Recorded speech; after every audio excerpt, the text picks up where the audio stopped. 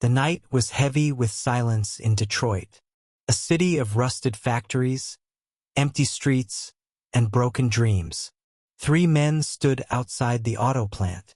Richard lit a cigarette. Michael checked his watch. Eddie just stared at the ground. Richard whispered, "We work our asses off. And for what? Pennies. While those union guys ride around in Cadillacs." Michael sighed. "They keep raising our dues. My house is 2 months behind. One more missed payment and the bank takes it." Eddie finally spoke, his voice low. "My kid needs surgery. Insurance won't cover it. I'm done waiting for miracles." The men fell quiet again, listening to the hum of the city. Richard looked at them both. "What if we take something back? Not from the plant. From the union." Michael's eyes widened. "You mean the safe?" Richard nodded slowly. "They keep cash in there. Dues payoffs, maybe more. We grab it, we split it, and no one ever knows." Eddie shifted nervously. "That's insane. They'll kill us if they find out." Richard leaned closer, his tone sharp. "They've been killing us for years. Just slower. Week after week. Shift after shift. We either rot here, or we take a chance." The 3 men stood in silence. The weight of the idea pressed down on them. Michael clenched his jaw. Eddie's hands shook. Finally, Michael muttered, "All right, 1 shot. But this has to be clean." Richard smirked, crushing his cigarette under his boot. "Tomorrow night, we're in." None of them knew that once they opened that safe, they wouldn't just be stealing money. They'd be opening the door to something far darker. The next night came fast. Rain poured over Detroit, washing the streets but not their sins. Richard drove an old pickup.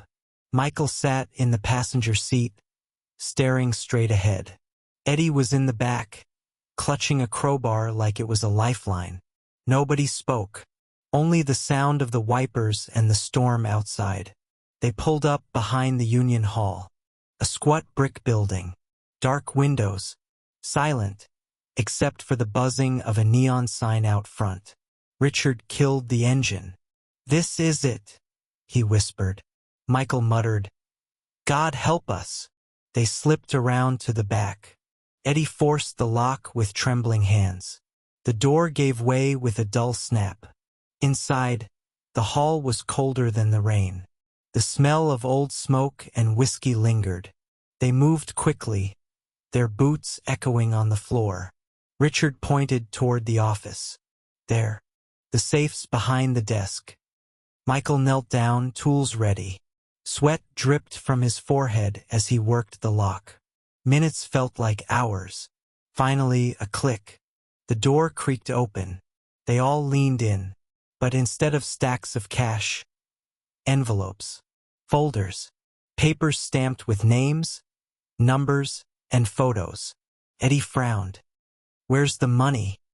Richard pulled out a file, flipping through it. Bank transfers, offshore accounts, lists of payments, and photos of men beaten, some even dead. Michael's face went pale. This isn't just union business. This is Mafia." Eddie's voice cracked. "We gotta put it back. Now, before someone finds us." But it was too late. Headlights cut across the window. A black car pulled up outside. Doors slammed. Heavy footsteps approached the hall. Richard whispered, "Shit! Someone's here." The men froze, heartbeats pounding louder than the rain. The office door creaked open. The footsteps echoed closer. 3 shadows stretched across the hall floor. Richard hissed, "Hide!" The men ducked behind the desk. The office door swung wide. 2 men in dark coats walked in. One carried a pistol. The other lit a cigar, smoke curling through the air. The cigar man spoke. "Boss wants the ledgers tonight. He doesn't like delays." The pistol man grunted, moving straight toward the desk. Michael's hand trembled over a wrench. Eddie's breath came sharp and fast. Richard's eyes burned with rage. The drawer slammed shut. The pistol man turned and froze. Eddie had knocked over a folder. Papers spilled across the floor. The cigar man saw it. Who the hell? Before he finished, Richard lunged. He smashed the desk lamp into the man's face. Glass shattered. The pistol fired, deafening in the small office. Michael tackled the gunman. They crashed into the wall, fists and steel colliding. The gun went off again, blowing a hole in the ceiling. Eddie grabbed the crowbar, swinging with all his strength. The cigar man dropped, blood pooling under his head. But the pistol man broke free, stumbling back. He raised the gun at Eddie. A single shot. Eddie gasped. Blood spread across his shirt. "Eddie!" Michael screamed. Richard roared, charging forward. He wrestled the pistol man to the ground. The gun clattered across the floor. Michael snatched it up. His hands shook. He pulled the trigger. The pistol man's body went limp. Silence, broken only by Eddie's ragged breathing. Richard knelt beside him. "Stay with me, brother. We'll get you out." But Eddie's eyes rolled back. His voice was faint. "You shouldn't have opened it." And then he went still. Michael dropped the gun, his face pale, his breath shaking. Richard clenched his fists, fury boiling. Sirens wailed in the distance. Someone had called the cops. Richard whispered, "They'll pin this on us. We're screwed." Michael stared at the files scattered across the floor. "No, we've got leverage. We don't run. We fight back." But outside, more cars pulled up. Doors slammed. Voices shouted. The hall was surrounded. Red and blue lights flashed through the rain-streaked windows. Engines idled. Boots splashed across puddles outside. Richard grabbed Michael's arm. "We can't stay here. We move. Now." But the front doors burst open. For cops stormed in, guns drawn, voices hard. "Police! Drop your weapons!" Richard raised his empty hands. Michael froze, his eyes darting to the files scattered on the floor. One officer stepped forward. A heavy man with a crooked smile. Well, look what we got here. A couple of plant boys playing gangsters." Michael swallowed hard. "You don't understand. We found something. These files." The heavy cop cut him off. "Shut your mouth. Those papers don't exist. Not to you, not to anyone." Richard frowned. "Then you already know what's in them." The cop smirked. "Kid, I've been paid more in 1 week than you'll see in your whole miserable life. You think you're gonna walk out of here with this?" Another cop grabbed the files, stuffing them into a duffel bag. Michael stepped forward, desperate. "You're working for them. The union. The mob."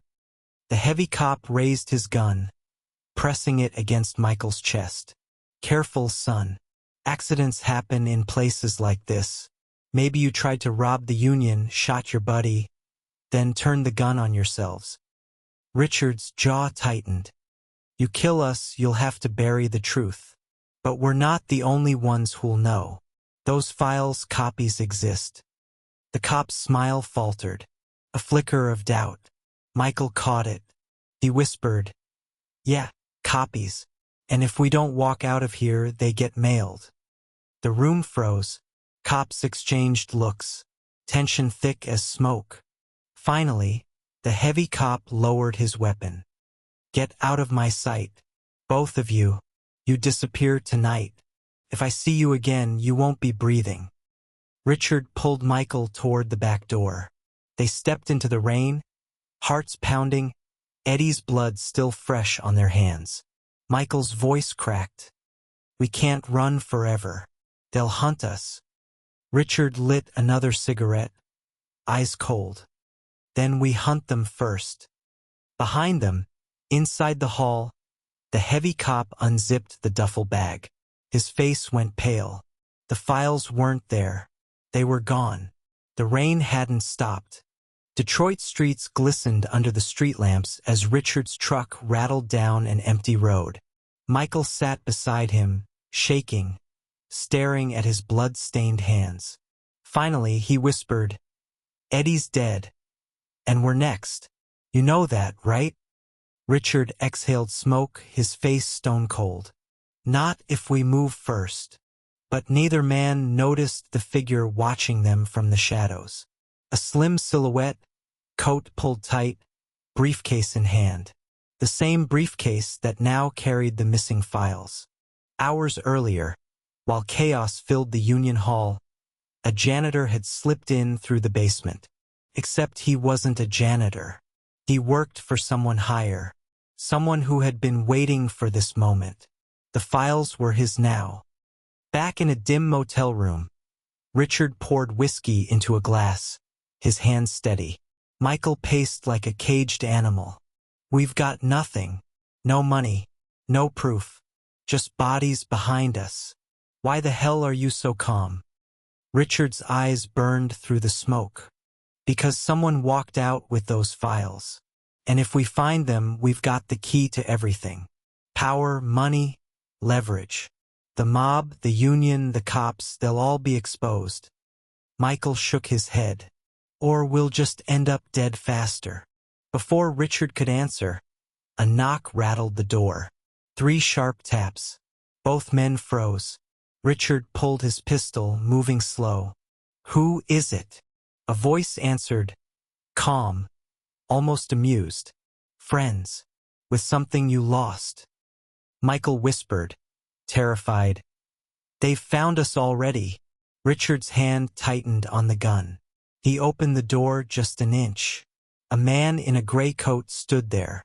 No badge, no uniform, but in his hand, the briefcase. Richard's eyes narrowed. "Where the hell did you get that?" The man smiled faintly. "Let's just say, I've been cleaning up your mess. And if you want to live, you'll listen carefully." Behind him, a black car idled at the curb. 2 figures sat inside, watching.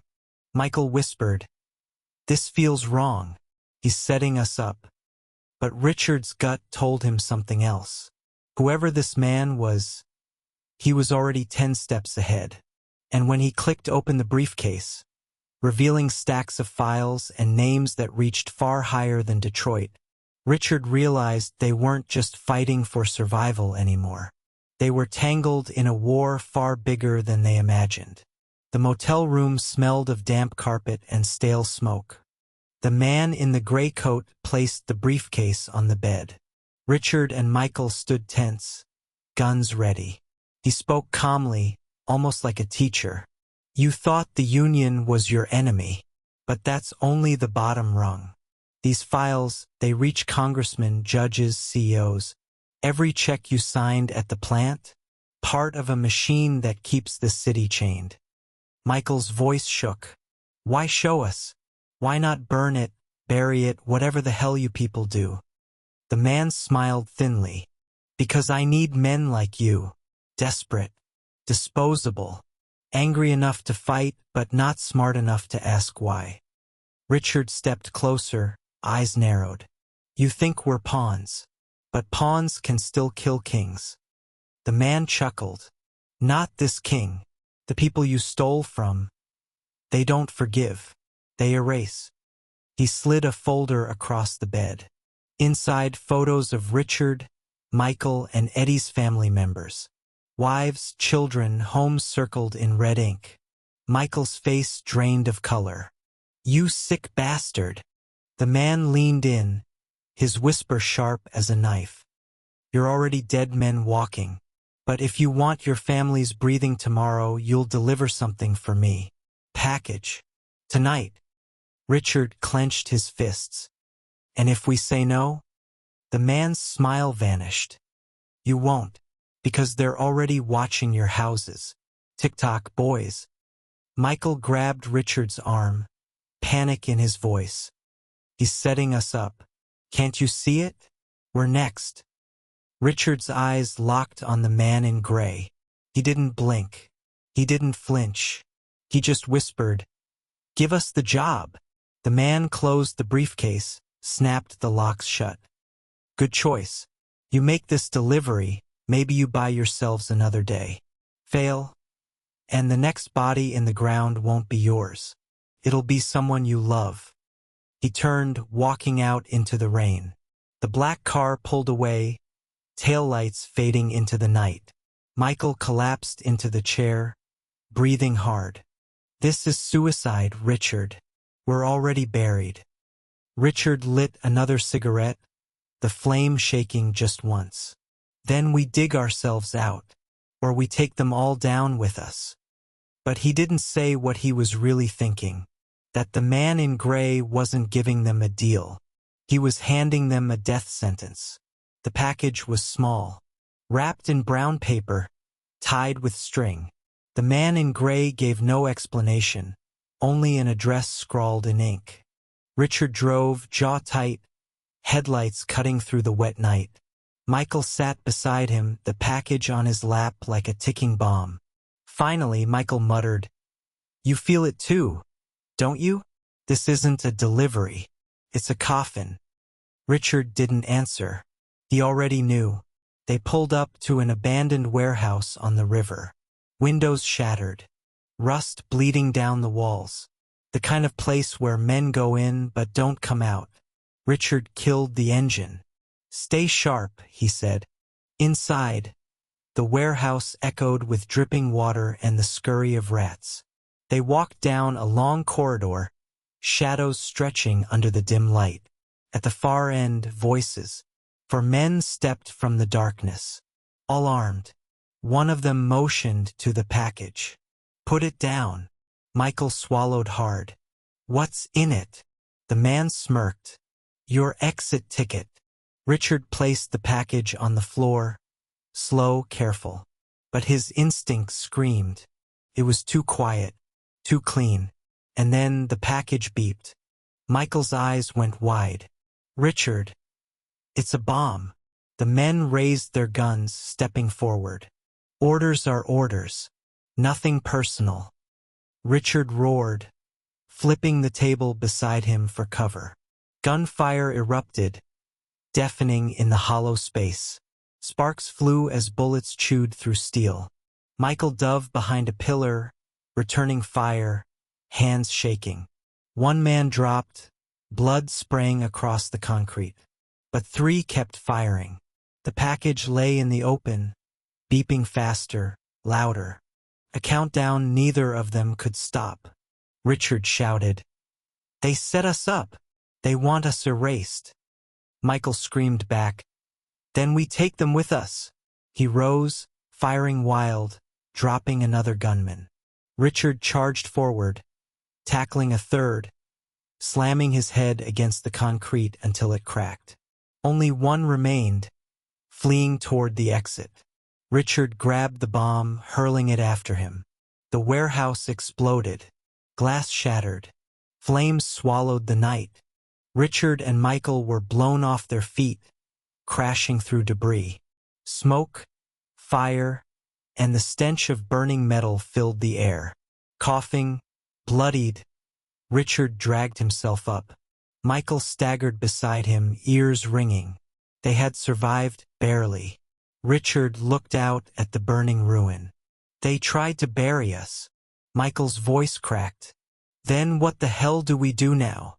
Richard's eyes burned through the smoke. "We stop running. We go to war." But in the distance, across the river, headlights blinked twice. A signal. Someone had been watching the whole time. The city didn't sleep that night. Detroit's skyline burned with the glow of the ruined warehouse. Richard and Michael limped through the shadows, bloodied, half-deaf, but alive. They had only one thought left. No more running. No more hiding. Tonight they would strike back. At dawn, Richard loaded a shotgun in the motel room. Michael sat on the edge of the bed, staring at the floor. His voice cracked. "Eddie's gone. My family's next. If we don't end this, they'll bury us all." Richard handed him a pistol. Then we end it. We take the fight to the Union Hall. Straight to the bastards pulling the strings. Michael's hands trembled, but he nodded. The Union Hall was alive that night. Dozens of cars lined the lot. Inside, bosses drank whiskey, laughed, counted money. The man in gray stood at the head of the table, briefing his men. 2 loose ends left. Tonight we close the book. The doors exploded inward. Shotguns roared. Shouts turned to screams. Richard and Michael stormed in like ghosts of vengeance. Bullets ripped through the hall. Glass shattered. Men dropped one after another. Richard's voice bellowed through the smoke. You think you own us? You think you own this city? Michael fired wildly, rage in his eyes. He hit one boss, then another, blood spraying across the polished wood. The man in gray ducked behind the table, firing back. You stupid sons of bitches. You've signed your death warrants. Richard's shotgun clicked empty. He tossed it aside, charging forward. He slammed into the man in gray, the 2 of them crashing to the floor. A knife flashed. Steel met flesh.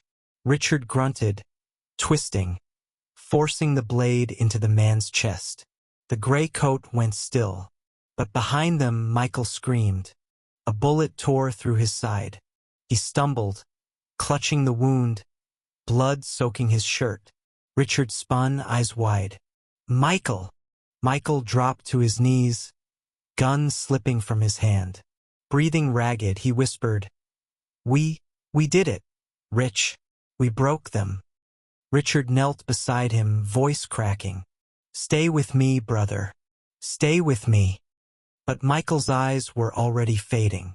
His last breath slipped into the smoke-filled air. Richard sat there in the wreckage, surrounded by bodies, flames, the stench of gunpowder. His best friend gone. His city still chained. He picked up the briefcase, blood dripping from his hands. The files inside were soaked but still legible. Enough to burn every name in Detroit's rotten empire. Sirens wailed outside. Cops would be here in minutes. Corrupt or not, they'd come for him. Richard lit one last cigarette. His voice low, broken. They wanted war. Now they'll have it. And as the doors burst open and flashlights cut through the smoke, Richard raised the briefcase high, ready to drag everyone down with him.